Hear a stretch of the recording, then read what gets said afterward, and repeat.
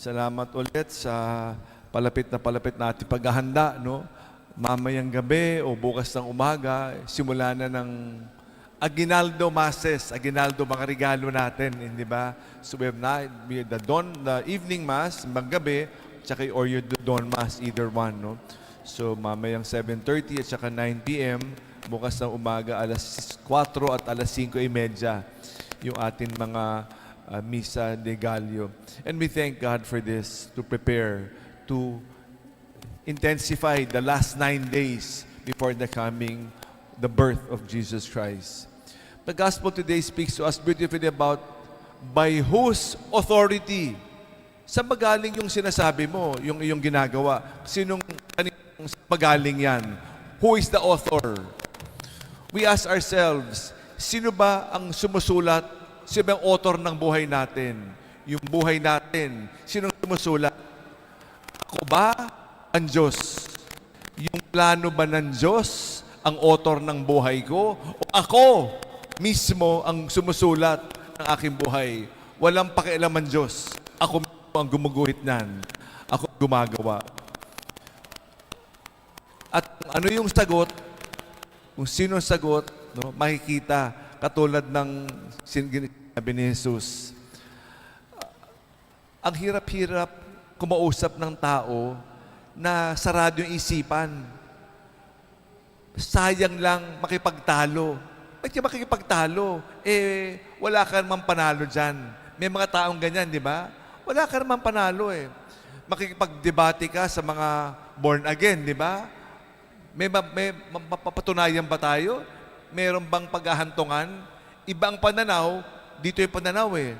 Makipagtalo ka sa DDS, may patutunguhan ba yan? Di ba? Kasi meron kanya-kanyang pananaw eh.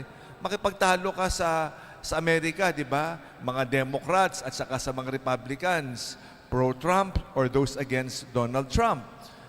Walang patutunguhan eh. Away lang eh. Kaya nga, di ba sinasabi sa hapagkainan, never talk about politics. Kung hindi, yung sa kainan, mag-aaway-away lang tayo. Never talk about religion. Kanya-kanyang pananaw eh. We never talk about these things. Most likely it will cause division. So we do not talk about it. Kaya nga si Jesus tinatanong siya, alam naman niya, walang pupuntahan yung usapan. Kaya sabi niya, sasagutin ko kayo kung sagutin niyo yung tanong ko. Sabi nila, hindi ko alam. Hindi ko rin alam. Sabi niya, kanino mong authority? Si John the Baptist. Galing ba sa kamay ng Diyos o sa kamay ng tao? Para sigurado yung sagot ng mga kausap niya, mga leader na kausap niya, sabi namin, hindi ko alam, hindi namin alam. O, kung ayaw niyo sumagot ng ganyan, ayaw niyo mag-commit, ako rin. Hindi ko yung sasagutin. No? Kaya, si Jesus, alam naman niya saan siya galing eh. Alam niya sinong author ng kanyang kapangyarihan eh. There is nothing to prove. I do not have to prove to you who I am. Sarado naman yung isipan nyo eh. Kahit napiliti ko, sabihin ko sino ako, sarado naman yung isipan nyo, sayang lang yung laway ko, sayang lang yung panahon ko. Kaya, hindi ko kailangan patunayan. So therefore, He said, neither will I tell you. Kaya sana tayo rin sa maging bukas sa author ng ating buhay. Sino ba talaga ang author? At kung sino yung author, doon tayo pupunta. Alam naman natin eh. Para bang ganito, parang. No? Kung sino yung author, doon ka pupunta. No? Sorry ha, example lang ha. Kung nagsisigarilyo ka ngayon, malamang, pag mamatay ka, magsisigarilyo ka pa rin, hindi na. Kung nagsisigarilyo ka, o hindi ka nagsisigarilyo, non-smoking. Kung non-smoker ka, pag mamatay ka, malamang non-smoker ka lang, di ba? Kung anong ginagawa mo ngayon, patuloy eh. Kunyari, nagsisigarilyo ngayon, kunyari mamatay ka. Malamang, pag mamatay ka, smoking pa rin. Dala-dala mo eh. Kung non-smoking, non-smoking. Smoking, smoking.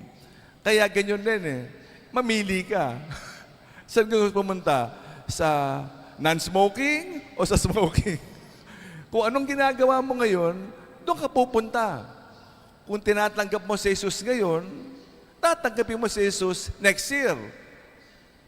At kapag mamatay ka, kung tinatanggap mo si Jesus ngayon, kung hindi mo tinatanggap si Jesus ngayon, hindi ka tatanggapin mo si Jesus, magbagong taong ka pa, mag-jubilee year ka pa, ano mang year meron, hindi mo pa rin tinatanggap, nor pag mamatay ka, hindi mo pa rin tinatanggap. So, isang continuum naman eh. Tuloy-tuloy eh. Hindi naman, iba yung lupang ibabaw, iba yung sa langit. Again, on earth as it is in heaven.